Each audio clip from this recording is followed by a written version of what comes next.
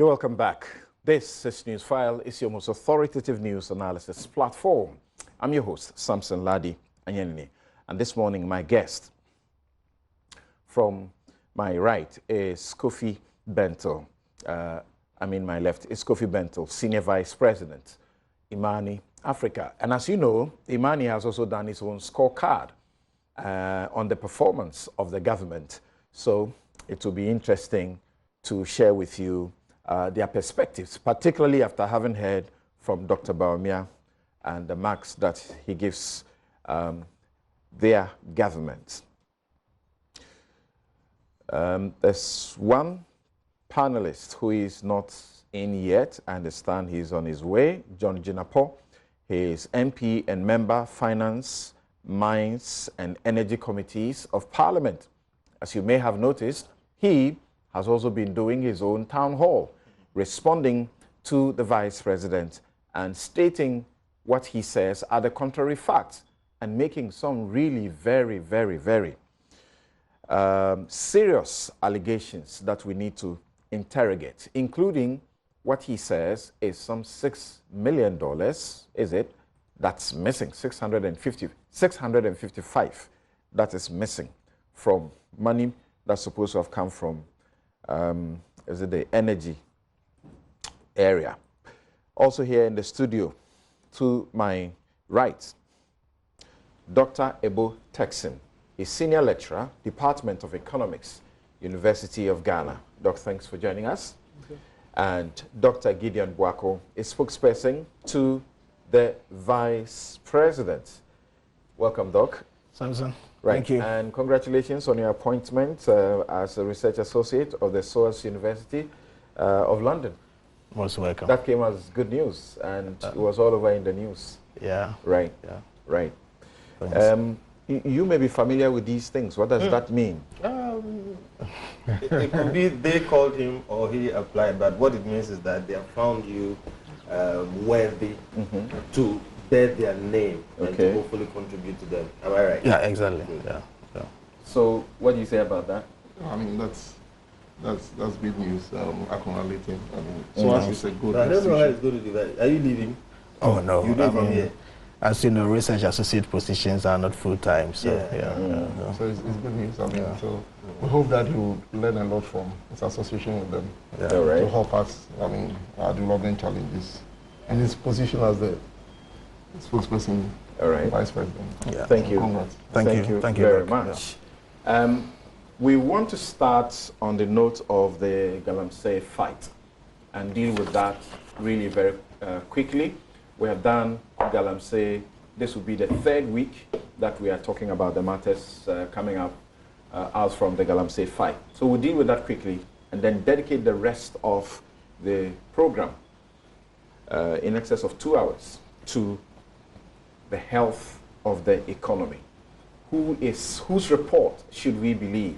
Like in the Valley of Escol in the Bible, those who came to say that report about how they felt that they could be defeated and that they didn't mean much and that they were giants, and the other report that suggested that, look, it was possible. Whose report should we believe? Dr. Bawumia or what the NDC in opposition is saying? So let's take a listen to this report put together by JoyNews.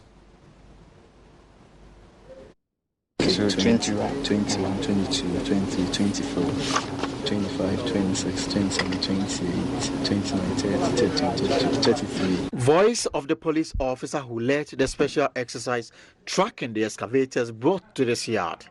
The yard measures the size of a football field. On the front gate is the inscription, New Washing Bay. The yard has been taken over by Wees. I see one broken down excavator, 4 heavy-duty equipment batteries, and an abandoned vehicles parked in the yard. Interrogating suspects during the special exercise, it came to light that the excavators were allegedly brought to the yard by the MPP Central Regional Vice Chairman Horace Eko Ewusi, but all were released except one. We need you at your yard right now. Yes, we are in your yard. We need you here. What's the problem? We are looking for the excavators that was in your yard. What Who is the owner? We want you here. Who is the owner? Who is he? Echo. Echo, I see. Came for it. When? He brought 6 million, so he's come for it. When? He came for it like what? Last week? Sometime last week, yeah. Sometime last week. Yes. Yeah, so I want a copy of that document. The document is there. Where can I show it to you? Okay. I'm giving it to him. Show him so that you give it to us. Okay. Hello, boss. Yes. Show him the book, you can take it away. I should just show it to them. Okay. Show it to them. You can take it away. Okay. Adom Online reported that police preliminary investigation suggests Mr. Ewuzi authorized the release of the excavators parked at this yard. So upon arresting the yard owner, any catcher and say a cover we see now some machines. So we proceed and a cocoa fire call soon the other guys near Duamaba police station. He's currently undergoing interrogation at the CID headquarters in Accra over his role in some mason excavators and other equipment seized from illegal mining operators. His arrest follows a request by the Minister of Environment, Science and Technology, Professor Frimpong Boateng. In total, right now we have about 140 or so in our custody. 140? Yes. After the first year where the then Minister for Land and Natural Resources, John Peter Amewo, was going around, in 1 year we had about 500 seized. No, that was not the case. We were told that 500 had been seized and given to the district assemblies and so on. Because that was the official figure put out at the time. But later on, when we went out to check, the number was far lower than that. What was the number at the time? I can't tell exactly what, but it was far lower than the 500 that was initially declared. We sent people out there to talk to the district assembly, and we got Vanguard involved, and most of them had disappeared. Most had disappeared? Yes. According to the minister, Mr. Ewuzi was contracted to cut excavators and other vehicles and pieces of equipment seized by Operation Vanguard to designated areas for safekeeping. Professor Boateng said the ministry had received information that he sent an unknown number of equipment to unauthorized locations, including one in Tema.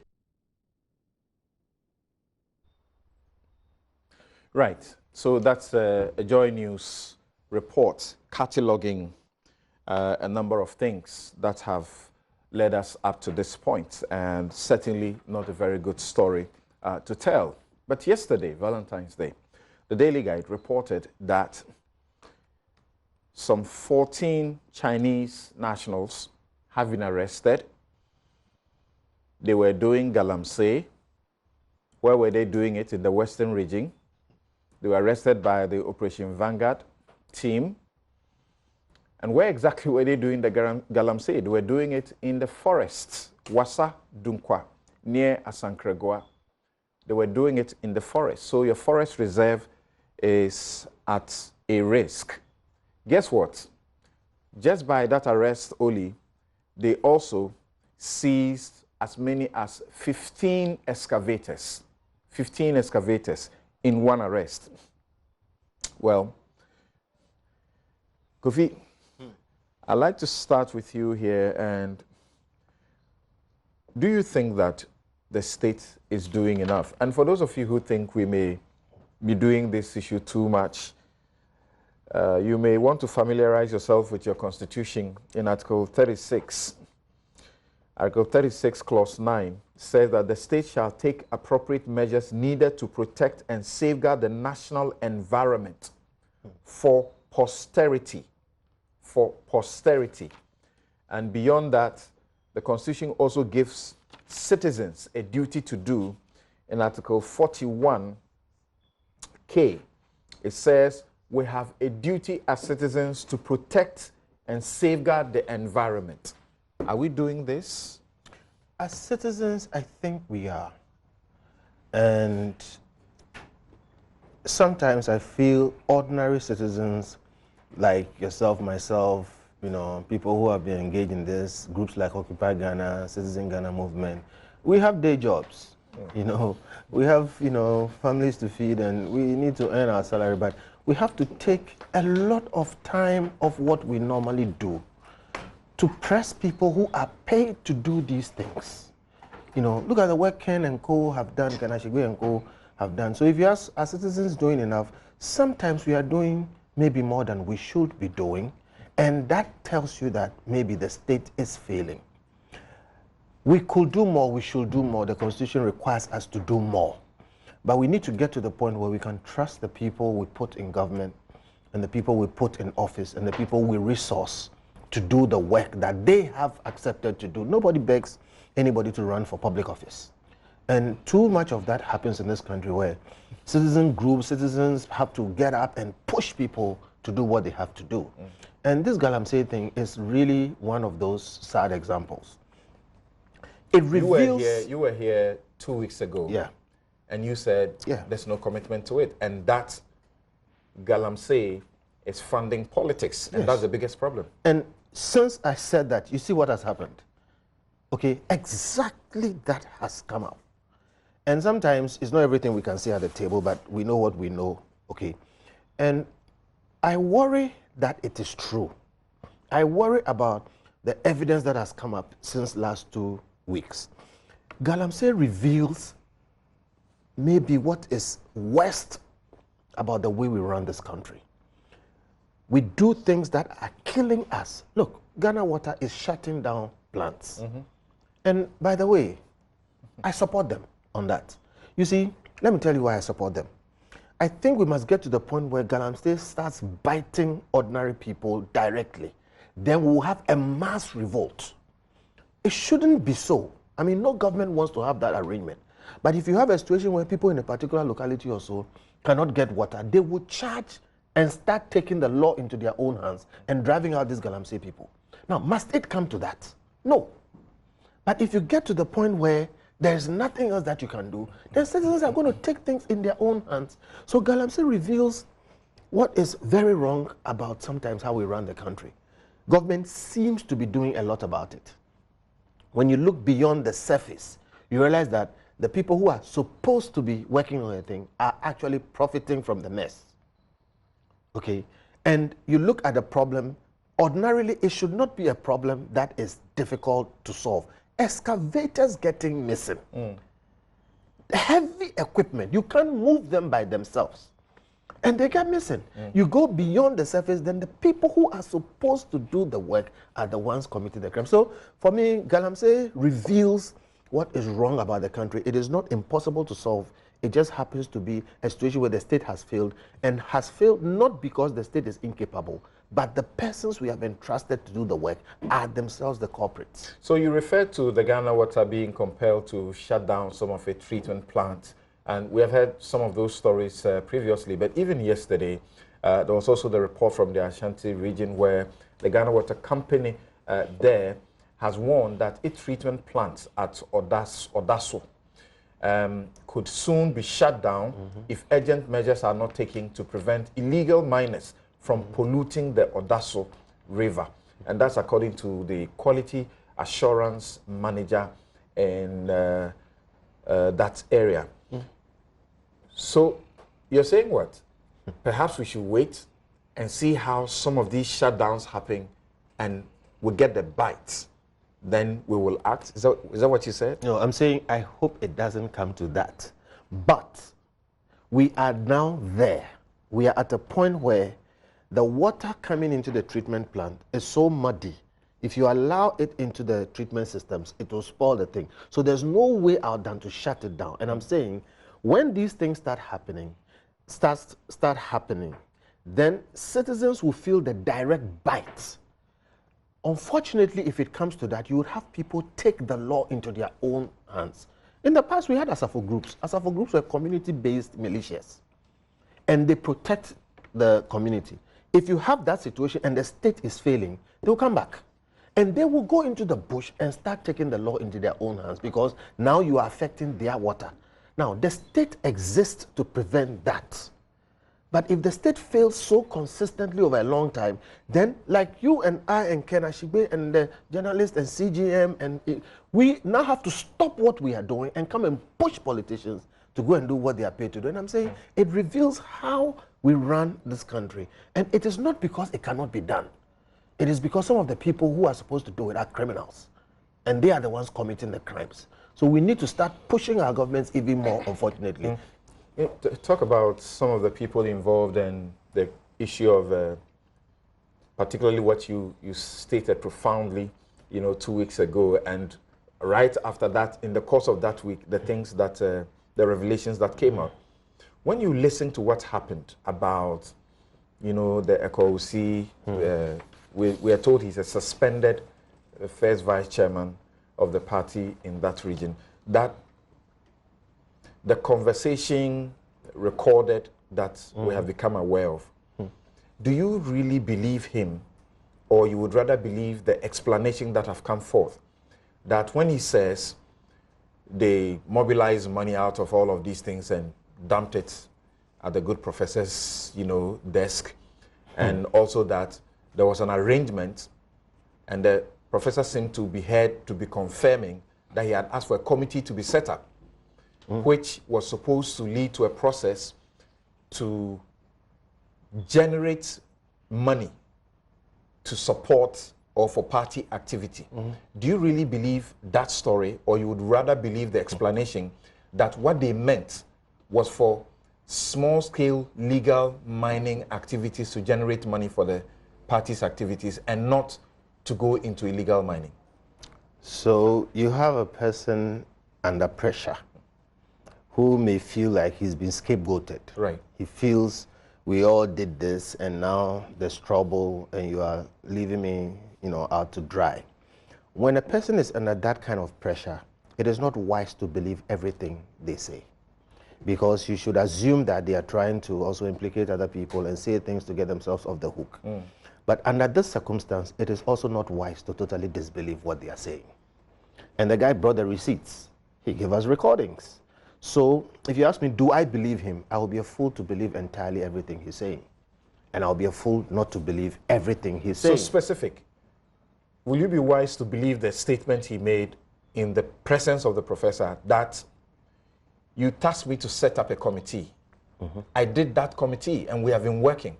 And the professor asked a question. Did you report back to me that you have actually formed this committee? I am unaware that you have formed the committee.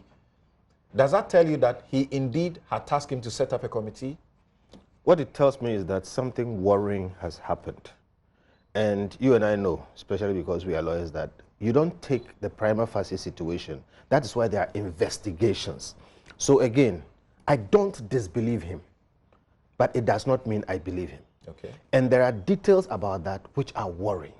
And again, it must be investigated. I don't see a certain edge to get to the bottom of it. And that worries me. There's been explanation, and I was asking whether you believe that one too. That when you said they were going to somebody's concession, Wuntumi's concession, the Ashanti Regional Chairman's concession, to do work, in the tape, the suggestion and the interpretation in the public had been that they were going to do galamsey to generate money to support the party. But the explanation is that Wuntumi already has legitimately acquired concession. So they were going there to do legal mining. So the point is, it is possible he is right and what he's saying is true. It is possible the details will show something different. What I am sure of is that it requires some further investigation. And I worry about whether there is the sense of urgency to go into the detail. What I am trying to put out here on this very, very important platform is that we should not just believe people under pressure who say things and implicate other people, but we will be fools to totally discard and disregard everything they are saying.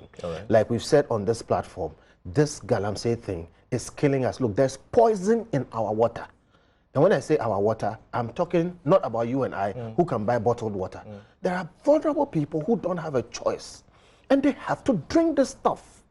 All right? And when I get to that point, and people are making millions of it. The bottled water, I may not be able to afford once the ECG has to import the water. Well, because that's the caution they are giving, that in the next 10 years or so, and it does look like it might come a little early if we are not careful, that we'll have to import water. I get very worked up, okay, when those of us who have been educated with poor people's money, and I don't have time to go into it, but every cocoa farmer pays for education in this country, okay? And some people don't have the privilege of getting through that. Then we constitute ourselves into a brigade to damage them in every way possible. When we take national resources and waste them, steal them, and then the little they have, the poverty in the hinterlands is terrible. The small water they have to drink, it's not even treated. You go and in trying to make money from it, you pollute it. Okay, so look, it's bad, and the people we have appointed to deal with it are the people making it worse. What sort of accounting would you require from the interministerial committee if you don't agree with those who are suggesting it should be shut down immediately, dissolved, and Professor Boateng and all, they should just stop whatever they are doing, and the president perhaps reevaluate and look at a new strategy to go forward? What sort of accounting would you expect? Because there's a lot that is going on that we don't have the full facts, because that's what we are told all the time, that we are dealing with bits and pieces of facts. What sort of accounting should we expect? The same state will have to do that accounting. I will take it from a totally different arrangement, and I've said it before, I repeat. The district chief executive is the head of the district security committee and the head of this district mining committee or something like that. Every galamsey happens in a district, okay? If you ask people now to go and investigate, and note that we've done that from every time we form some group to go and investigate or a task force or bringing, let's make a simple rule and let's hold the politicians to it. If you have found, or if galamsey is found in your district, a slew of people, district chief executive and a number of people lose their jobs, and then we go after them. Let's have the police take care of it as a civil criminal matter, okay?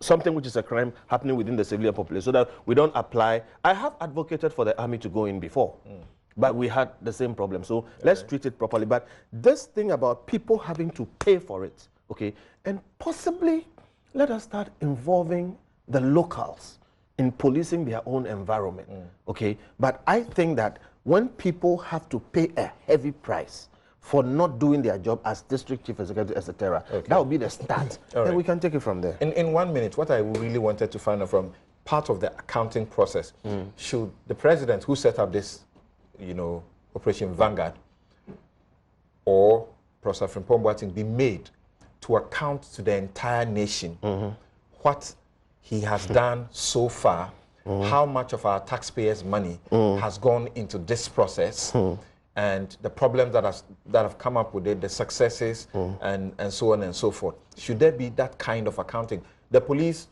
recently, because some politicians' matters was involved, they gave us, a release about how many people they had arrested, 6. They don't really do that. Something I understand you perfectly, and I didn't want to go there because it brings another angle.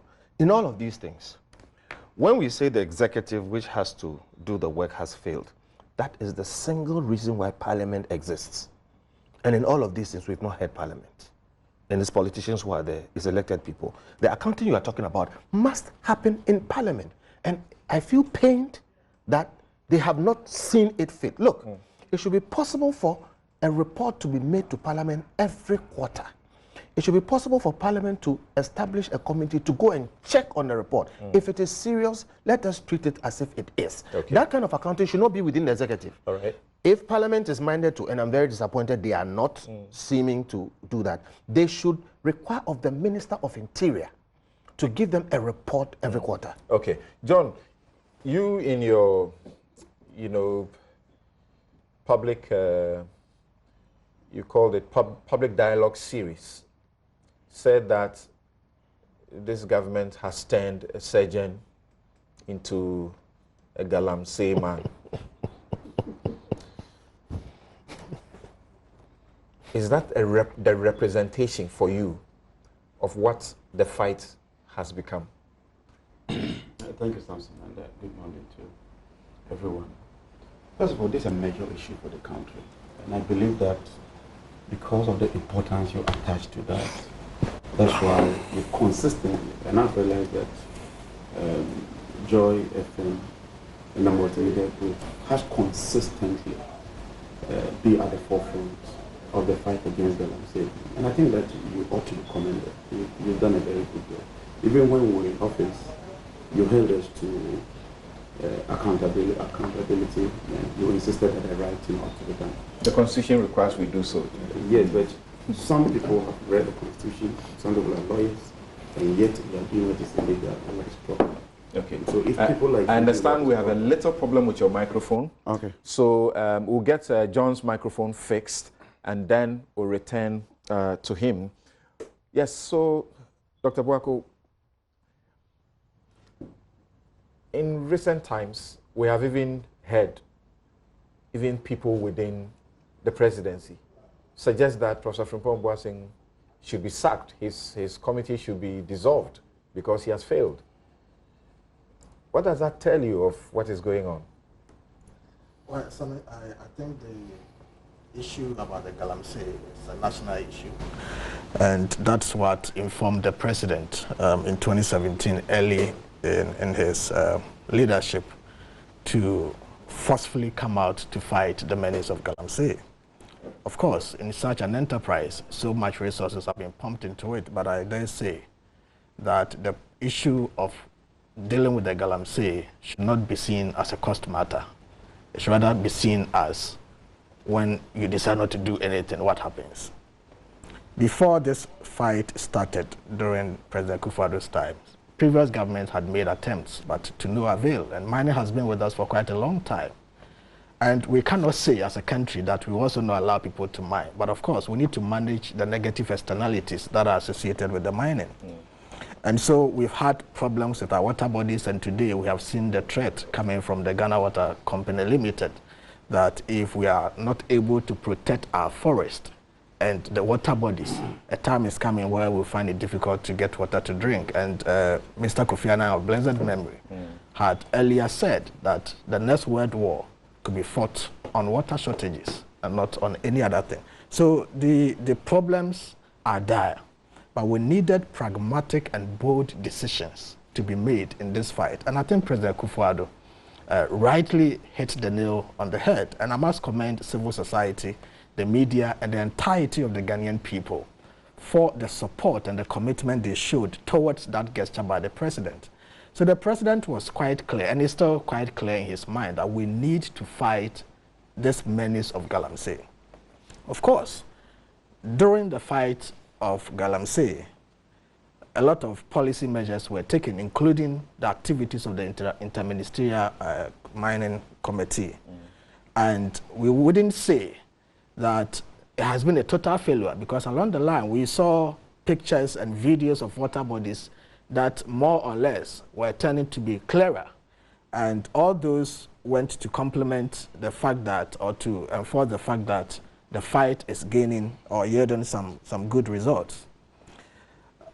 The fight also has been able to reduce the rate of people dying in Galamsey pits. Today you don't hear of such news. It means that there was an effort, and the effort kind of had some effect on the people and society by and large.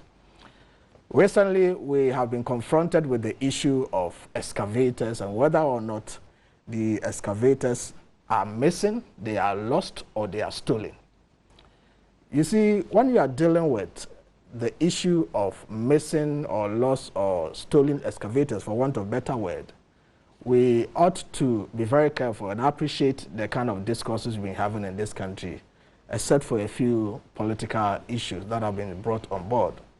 It is not so easy to say that an excavator has been lost. Excavator is not a pen. It's not like a pen. It is a machine of, substantial size. And the movement of it, thereof, cannot just be something that can be done clandestinely without anybody noticing. What I've been told, and I stand to be corrected in all of this, is that at a certain point in the work of the Interministerial Committee, they realized that excavators that were seized or, say, impounded were finding their way back to the owners of those excavators, because we also have issue with limiting capacity in terms of resources and the movement of the excavators when you seize them. So task force will go to their site, seize the excavators. Sometimes they don't even have the low bed machines to carry or convey the excavators to the point where they want them to go. The best they could do was to dismantle some part of the machine, thinking that with that, nobody will be able to move the machine. They leave the forest, and the owners of the machines go back, find a way to get whatever machine that was taken from the whole excavator, and then drive the excavator back. And so you can't find them. And that may be one side of it. That may be one side of it. But from those that we pay to do this job for this country, they have told us excavators have gone missing. That is it. And how they went missing. Those who were charged to transport the excavators from the sites to where they were supposed to keep them in custody, they got missing during in transit. So we have heard those stories as well. So all said and done, we have been confronted with the issue of missing excavators. There's an issue of how many excavators that have been missing. I've heard people say 500. I don't know where that figure is coming from. Says it's less. Yeah, and so the 500 is thrown out there. But I can say that the number of excavators missing, we haven't had any official communication that says that indeed 500 excavators have been missing. And so that statement or that assertion cannot be taken hook, line, and sinker, that we have 500 excavators missing. It is only when investigations have been conducted and we are certified that we can say that. Then why can't they tell us simply that this is the number of excavators we have at the place of custody? By August of 2018, they have seized as many as 600 of them.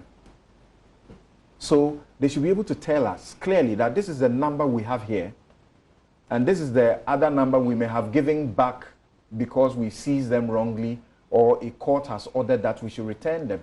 But in the absence of that, once the concerned small-scale miners give us the facts, who were part of the processes in seizing them, we ought to go ahead with what they say.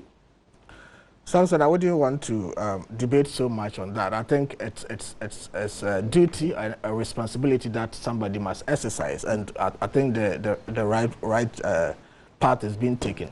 You For me, some of the owners complain that some people have gotten theirs back after paying some bribes of sort to people who were to man the places or the garages where they were kept. And those people have been linked to the Ekowusi guy. And Professor Frimpong Boateng has written a letter to the police asking them to arrest a journalist, a Peace FM journalist, for allowing his bank accounts, to be used to receive those payments. Much as I wouldn't want to disbelieve such practical accounts coming from people who feel affected by this whole thing. You want to disbelieve the accounts from Professor Frimpong Boateng? I will only say that we must, approach this with some bit of caution. No, you put him in charge, and he's doing the job, and he is telling the police that these people have done this, and he wants the police to arrest them, and you have some doubts about. And I'm not having doubts. I mean, that shows the commitment of government in fighting whatever, call it corruption within this whole enterprise. All right. Because this investigation by the CID or the police was commissioned, or let's say it was at the instigation by a minister of the state, who was appointed by the president. What does it tell you? All that it tells you is that President Akufo-Addo is prepared to fight Galamsey. In fighting Galamsey, if any of his appointees or assigns is identified or seen to be engaged in an act that contravenes the law, the president will deal with that person heads on. And that's exactly what the minister has done. It is government that has gotten the police and the CID to investigate this matter. And government may have some prima facie evidence, upon which he decided to present the case to the police. But until the police or the CID is conclusive with the investigation and establishes that indeed SYZ is culpable for this offense, all of us can only speak based on our own conjectures, our own intuitive analysis of what has happened. And like you lawyers say, we always have to be careful not to, pass judgment on people until the right thing is done. And so I would say, beyond the talks and everything, government, the president has shown the commitment that indeed I'm not relenting in this fight against Galamsey. I'm still pursuing the fight against Galamsey. But if anybody has any evidence that will support the investigation by the police and the CID, let us all help. Because look, if somebody is in government or an assigned of government gets himself involved in any of these acts, one, it does not just go to discredit the government, but it is also an act that must not be tolerated in society. And if you look at the efforts that were put into this whole Galamsey fight, we must also not lose sight of the successes that are coming out. Because hitherto, we had problems with licensing of people who were interested to go into mining. We had problems with state institutions and agencies that were not capacitated enough to deal squarely with problems associated with mining. And we had problems with the bureaucracy and the issues of licenses and related permits. Today, through the efforts of the committee that was set by the president and the yeoman's job that they have done, we've been able to set up about 80 district mining committees that have been formed across the country to ensure that Ghanaian people, indigenous of this state, who have the willingness and the commitment and the passion to go into mining are duly assessed, processed, and given the licenses and the permit to go into mining in a regulated manner. That is something that we have to avert our minds to, because we haven't finished with the fight. But anything that comes along with the fight, negative and positive, we must know how to deal with them. We have about 4,500 miners who have been trained in sustainable mining. We didn't used to have that, or even if we had that, it was not done at a scale that we are seeing today. Today, through the efforts of the community mining, we have people who are forming cooperatives in communities and giving licenses to go and mine. There are excesses of that. And the graph exterior of what is associated with this whole enterprise should not be made to overcome the positives that are coming out of it. And so I think that we are in a fight together. We shouldn't leave and put our hands in despair. We must just soldier on and make sure we succeed in this particular fight. But I want to commend government and the president that indeed they are not seeking, the president is not seeking to shield anybody. And I can show you for that. Right. That the president said he can even put his government on the line. Professor Boateng and also the government for all the successes and the fact that even the investigations are initiated by him and the president will be aware.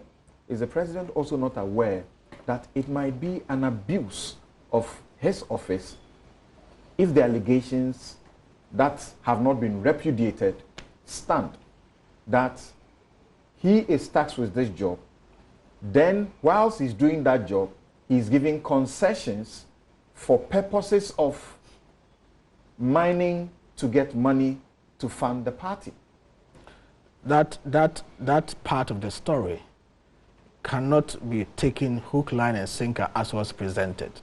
Because if I listen to the audio, the video that I think you have seen, there is a conversation. And then somebody makes a suggestion to the good professor that we need to design a framework to get people who are in government or who belong to the party in government, who are minors originally. Somebody like Wuntumi. Wuntumi, more or less, was having the largest concession as a Ghanaian in the country during the era of Mr. Mahama. He was mining. So it is not today that Wuntumi started mining. And so if Wuntumi has a genuine license and concession and somebody makes an attempt to approach him and say that, oh, this business that you are doing, you are a party chairman, try to help us support the party in one way or the other. I'm not saying that was the case. If that is the discussion, then we have to look at it from that angle and not be seen as somebody who has been given mining concession and he was not mining before, and he has had that by virtue of him being in the party that is in government. Did you also get the impression, at least, that excavators, being the issue of discussion, were the ones that were supposed now to be diverted, those seized, to be used for the purposes of the mining to make the money? Once again, was there anything like that? Did it happen? That is the question we have to ask ourselves. Because he said he tasked them to set up a committee. And he said they have set up the committee and they have started work already. He refers to money that has been brought to him. And the professor says it's part of that. And the professor denied that. He denies the part of the money. But he says that you didn't tell me you have already set up the committee. You didn't tell me. I asked you to do a committee. You didn't tell me you already set it up. So the professor says that you came to have this discussion with me. We agreed on the broader framework. But as to the implementation, I have not been apprised of what has happened there. At a time when he's tasked to cleanse the system? I think that all of that will be part of the police investigation. Okay. And so I think that is why I support the idea that government has decided to resort to police investigation. Let's hear John now. And the letter I was referring to is one written on the February 5, 2020, and is to the Director General of the CID headquarters, and is by Professor Frimpong Boateng, Minister and Chairman of the Interministerial Committee. And it says, request for investigations. In October last year, one Mr. Seth Mante, a journalist working with Peace FM, was apprehended because of unlawful excavator sales. Note that, unlawful excavator sales. Okay. In the course of the investigations, Mr. Mante confessed that he was contracted by Mr. John Ofori-Atta, then National Security Coordinator for the Central Region, and Mr. Eko Ewusi, who we know has been arrested now. Is it John too was part of those who were arrested in the list? I'll check that list again that the police gave us. To use his bank account at the National Investment Bank for what effectively was money laundering. The proceeds from the excavator sales were lodged in Seth Mante's bank account. The monies lodged were later cashed and given to Mr. John Ofori-Atta, who in turn gave some of the money to Eko Ewusi. Seth Mante's statement and statement from the National Investment Bank are attached to this letter. I wish to appeal to the police authorities to investigate the matter. Yours sincerely, Professor Frimpong Boateng. And we have seen the bank statements, and we have seen the huge lodgements, deposits that were made by a certain lady who also has been linked, associated with this, group. And we are told that Mr. Ewusi actually set up an office in Accra, which he was using to do this job. So, John, back to my question about your statement seeking to indict Professor Boateng and literally also joining the chorus that of the part of the chorus that he should lose his job because of this. Thank you very much, Samson. I think that there's some level of consistency that all of us must try to adhere to. It is true that the president put his job on the line in as far as this Galamsey fight is concerned. He was very categorical that he was putting his job on the line. He made a categorical statement that his government will succeed in fighting this menace. Indeed, one of the reasons he gave for appointing more than 120 ministers had to do with the issue of Galamsey. Subsequently, you do recall that a task force was formed. And you would remember that a very fine soldier lost his life as a result of the fight against this menace. We lost a military officer. And so it's a big issue. It's an issue that should concern all of us.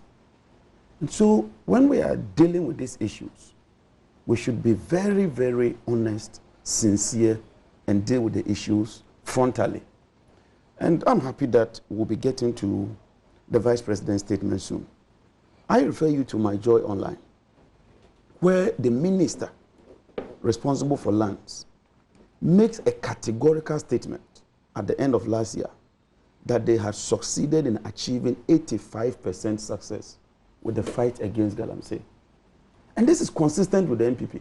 And I'm happy that Gideon will be dealing with it, because if you just come and bundle a figure around that you've achieved this success rate, there should be a baseline.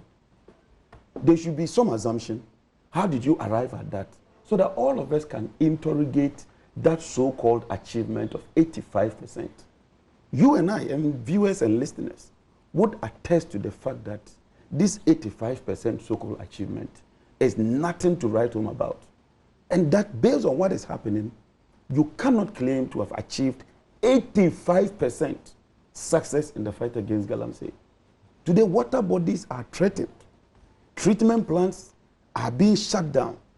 And you say, I don't have any confidence in Professor Frimpong Boateng fighting these menace. Because from what I have listened, from what I have observed, and from the documents I have read, he has an interest and he's complicit in this matter. There's a clear case of a conflict of interest. And this tape you were talking about, don't create the impression that he denied knowledge of the task force. His problem was that after forming the task force and proceeding with your activities, have you been briefing me? It's not about whether he authorized them to form a task force or not. 2, he claimed to have contracted the Kowusi to cut the excavators. It's a government business. How was the contract entered into? Did it go to PPA? Did he follow procurement processes? What are the terms and conditions of the contract? 3, some of the excavators are alleged to have been sold. How were they sold? Were they sold in accordance with law? And so you cannot trust these people to handle this matter. They are deep in it and they are complicit. And so look, this is a serious matter. And with your... In as much as, you know, the excesses will always lead in the media, you know, the journalism principle is that when it bleeds, it leads. You will not be oblivious of the success stories. When the Association of Small-Scale Miners, they have been here.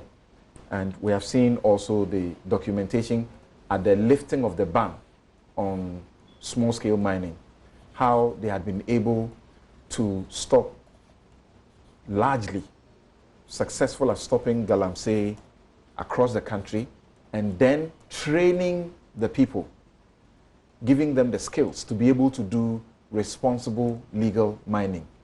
People in excess of 4,000, we have been told of those stories. I'm sure you are not discounting all of that. Listen, you can hear all kinds of stories from the Wuntumis.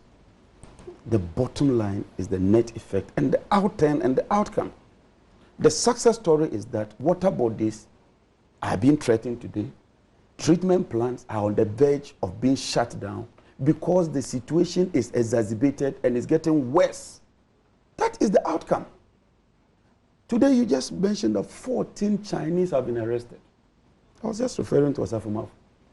When Aisha 1 was arrested and clandestinely released, do you know what he told us? He said it wouldn't bring food on our plate. It won't make us happier. It wouldn't put money in our pocket. This is the #1 minister, the senior most minister in President Akufo-Addo's government. This is what he told Ghanaians. And President Akufo-Addo found it, he couldn't find it even necessary to reprimand him. That it won't bring food on our plates.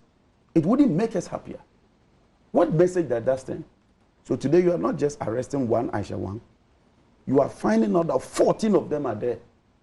Operating 50. Why? Look, this government has no commitment when it comes to the fight against Galamsey. Look, I listened to Professor Frimpong Boateng. They asked him a specific question. How many excavators were seized? He could not answer that. The minister doesn't even know how many excavators have been seized. If you don't know how many have been seized, how do you determine how many are lost? It's only when you know the number of excavators confiscated or seized, then you can determine how many excavators are lost. He doesn't even know. And I heard him saying that they gave them to district assemblies. On whose authority? Maybe we need him to say he doesn't know the number. Otherwise, as a journalist, relying on the documents that they provided to us. At the time they were lifting the ban and telling the success stories of what they had done so far, they clearly captured a figure of how many they have seized. 600, they captured how many have been taken out of Galamsey. That is it. They captured how many had been trained through the help of the University of Mines and all of that. That is true. And so he's quick to say that he's below 500 because in their narration, a certain 500 has been bandied around. So their main interest and their main concern is to fight and bring that 500 down. Kofi Benton raised the issue. You are our representatives in Parliament. I'm coming there. You are supposed to be an oversight on the cabinet. Kofi, I'll give you parliamentary records of the Speaker himself leading the fight against Galamsey. How? Of Parliament asking the minister questions on the floor. And what else do you want Parliament to do apart from holding the executive accountable? Tell us. Parliamentarians have visited the sites to inspect the sites and complain, raise the issues with the executive. What else do you want the People's Assembly to do? At least use your power in the Constitution, pass a vote of censure on the minister, and let the president decide not to act on it to dismiss them. How do you do that? Please, Parliament operates within a certain framework. If you're angry enough, we use don't the control powers. the press. We don't control the police. We don't control the military. We don't have the powers of the state in terms of enforcing. It is the executive. The duty of, look, do not let us attempt to shift the blame. When we were in power, we never had Parliament. Yeah, but you have a responsibility, It was, yes, so it is your responsibility as a government. When we were in power and you were criticizing President Mahama, when President Akufo-Addo went to Obuasi and mounted the platform and was criticizing President Mahama, he knew that there was a Parliament. So is it payback or objective It's not analysis? payback. It's a failure on your part as a government. And you must admit that you have failed as a government. In opposition, you had all the answers to our problems. In government today, you turn out to be the problem of Ghanaians. We are talking about you That now. is the challenge. We are And talking I've told you about what you we now. have done. And more particularly also, John, because you are also in opposition. You see, Ghanaians understand that opposition is very important. You need to be responsible and keep the government on its toes. You need to check it. So have you checked that responsibility then? Never, and not in the least. We have lived up to our responsibility. We have raised the issues. We have brought it on the floor of Parliament. We've made statements. We have filed questions. We've met ministers. We've traveled to the Galamsey sites. In any case, how different is my work from any other Ghanaian? My job as an MP is what I do in Parliament. And I'm listing and enumerating what I have been able to do. You have oversight. If there's any other thing. Your job is far different. Certainly, even as I speak to you, Suhini has filed a motion on the floor of Parliament that the minister must be summoned and censured. That is the job of the minority. We have lived up to our expectation, and we demand, we deserve commendation rather than condemnation. There are parliamentarians over those areas where the Galamsey is happening. What have they done? And if the minister comes to Parliament and tells you stories which are not true or are not accurate, you should be able to check them and call him to book, even publicize. Recently, people were ordered to be arrested from Parliament, which skirted the law. But some of us said, well, where it's gotten to, a bit of allowance has to be given. If this is serious enough, what are the parliamentarians involved? Can I make my point now? No, but if you can answer this. Yeah, I'll answer because that. I expect a bit more agency I have to this. every answer to this. Very well. I have made it abundantly clear to you and even mentioned the name of Honorable Suhini, having filed a motion before the Speaker to summon the minister and censor him. We have done our part. When will that motion be moved? It's only when the Speaker admits it. He hasn't. If the Speaker does not admit it, we cannot do anything. Well, you say this Speaker who has been job. campaigning against it, so it's we left, hope that he doesn't left turn a to blind us eye. To push for the Speaker to admit that. We have done what a responsible opposition or a minority ought to do. Okay. The rest with the Speaker. You have had press conferences, not on Galamsey. We have. I can give you some references, and I'll pull them out. That's fine. We've had several press conferences on Galamsey. Our ranking member has even asked for the dismissal of the minister. Has he not done that? Is that not the job of a minority? The first responsibility rests with the president. Read the Constitution, Article 2576 or 2576. all mineral resources are vested in trust in the hands of the president. The president has the first and ultimate responsibility to act. It's an issue of a failure of leadership on the part of the president. And let's put it squarely where it belongs. The president has failed. Interesting. That is a fact. Okay, so there's no doubt about this. Okay, so you want to debate this one? But you know what you're saying. Okay, so you don't believe that? You believe it yourself. You know the effort you will say that on air. No believe that the president has failed. As far as I know, has been so forceful in the fight against the I think that is without doubt. Yeah, you know that. But people, in terms of the commitment of the president, it is second people to none. want to measure this by the results and not the efforts. I agree. Right. I agree, and we are seeing some results. Of course, there will be some skirmishes here. So, Dr. Texan, I don't know if you can take it from here.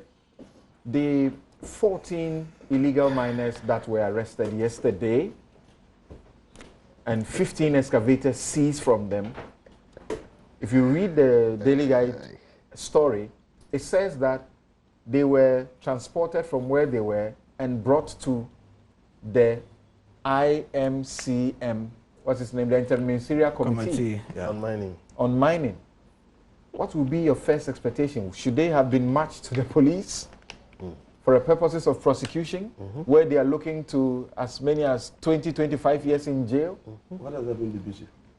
Yeah, I mean, I agree totally with the submissions that Kofi did earlier on, and I think that, in fact, during the time when this whole thing was going on and the president had clearly committed that he was going to end this, I happened to travel to Samabua, which is around the area where these Chinese were arrested, and it was going on.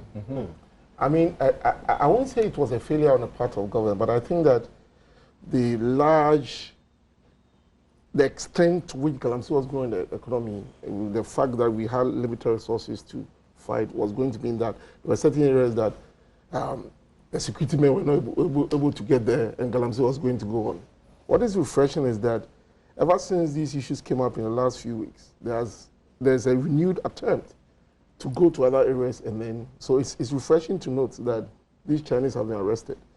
But something, I mean, I've heard over and over people being arrested, but it looks like people don't get prosecuted for what they do. And that is the reason why you have owners go back and repurchase or pay bribes to get back their equipment and go back to do what they are doing. And maybe the police should issue a statement on this 14 who have been arrested too. They are not used to issuing statements when people involved in Galamsey are arrested. But when politicians were involved, they issued a statement. Exactly. So, and they should be updating us as to what they have done after they gave us a statement about the arrest. And we should see these people being sent to court and some being jailed. I mean, if we do not have a system that is punishing those who are doing this and to serve as a deterrent, people will do it with all the impunity that is happening now. The Deputy Lands Minister recently went round, and we showed him on TV, where places where they thought they had succeeded, they went and the people are back, and they are back with same heavy machines. So that's the point I'm making. So what happened when you were arrested? I mean, do you only pursue them and seize their equipment? I was asking the question to ask about us. We, as citizens also, what role are we refusing to play? The government's team or the Operation Vanguard went to the place, cleared the place of Galamsey people. Then, after how many months, the minister went back there, and they are back there working. I mean, so it's the same point I'm making that. So the first time we got there and we see the equipment, what happened to those who were doing it? Did we arrest them? Did we send them to do we take them to court? Were they jailed? Professor Boateng says they were granted bail, and once they are granted bail, they still find themselves back to I think that our law courts should treat this as a national security priority, and when these issues come up, they should deal with it instantly and let us have people being jailed.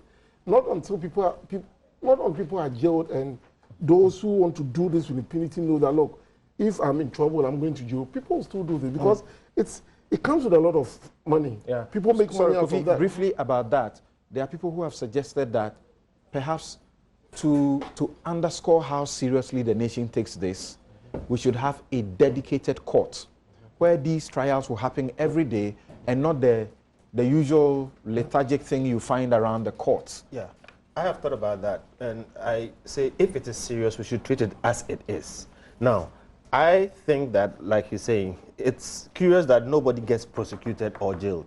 But the courts, for instance, are passive. You have to send something there. So I don't think that even in the existing arrangement, if these cases are sent to court and the police approach the judicial system, I have no doubt that our judges will give it priority.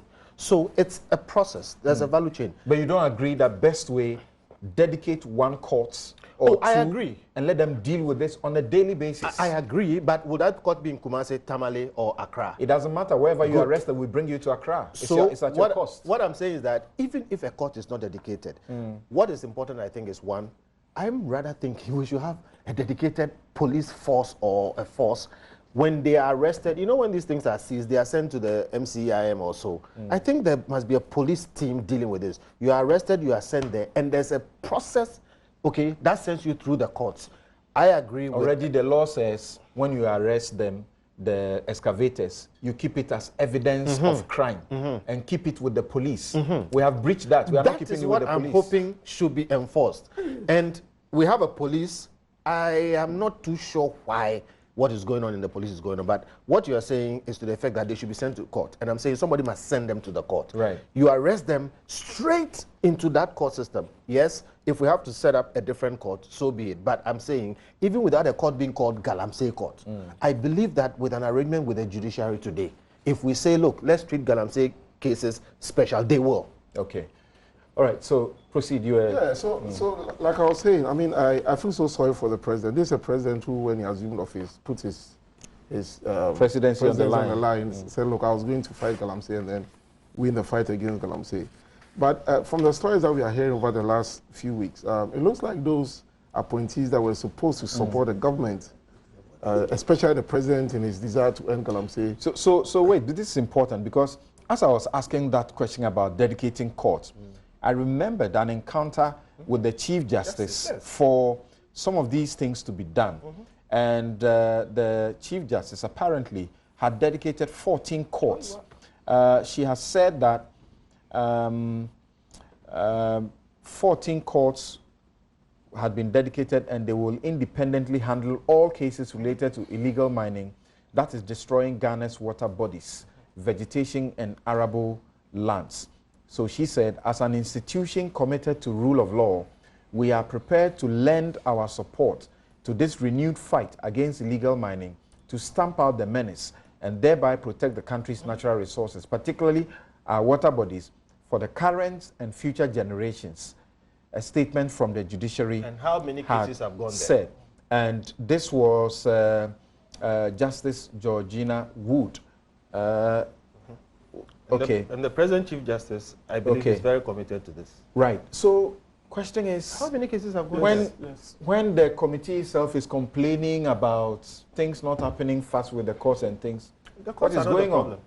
Okay. Yeah. So like I was saying, I mean, not until people get jailed and people are made to pay for the destruction of our environment, these things will go on, because don't forget that it's an industry that people make a lot of money. Right. And people are prepared to go to all ends to make sure that they protect their investment in the illegal activities that they are doing.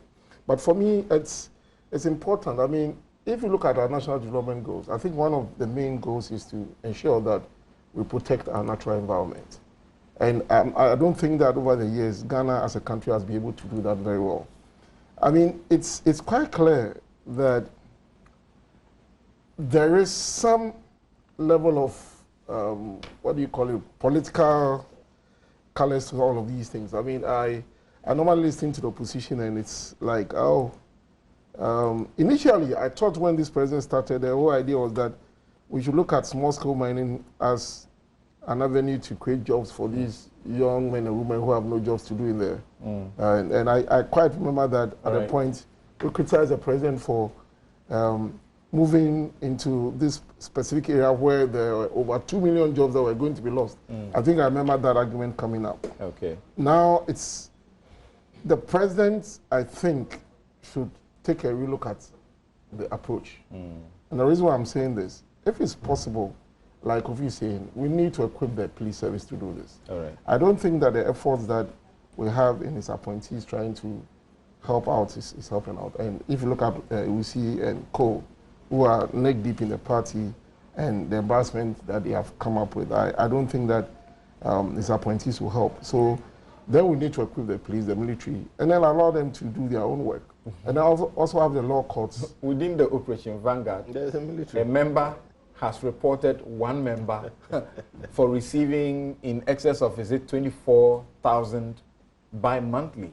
And that is under investigation. Yeah, I mean, so who is watching the watchman too? I mean, this is what happened. I'm saying that if we equip them well, and people have, they know that the president is backing them what they are doing, I think that we'll make a headway. This thing is not going to be won in just 4 years. All right. It's an enterprise that will take time. This is also a sign of the watchmen watching themselves. Okay. And I think that is also right. The watchmen watching themselves. So that's important. I think you know, you have a lot to say about what Bawumia had to present. So let's preserve the time and proceed to our next issue.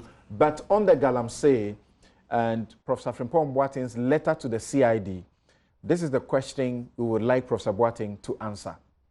Number one, you are saying that a certain Seth Mante was arrested and you are directing CID to investigate. Question one, who arrested Seth Mante? If you say that it was discovered that his bank accounts was used to pay monies illegally for excavators, and we have seen the evidence that that is true, who conducted that investigation? You said he confessed to having actually allowed his accounts to be used for that. Who did Seth Mante confess to? It is important to know how come you, the minister, you are the one now writing to the police, asking them to investigate Seth Mante, who has been investigating since October. We need all the answers. Can you tell us how many excavators have been seized so far, as you told us in October 2018, when there were about 600 of them? Can you tell us how many people have been rehabilitated, moved from which Galamsey site, how much it has cost the state to go through all of these things? We'll be right back to find out if it is true that out of the 388 manifesto promises of the NPP, 303 have been delivered, and some of them being delivered. We'll be right back.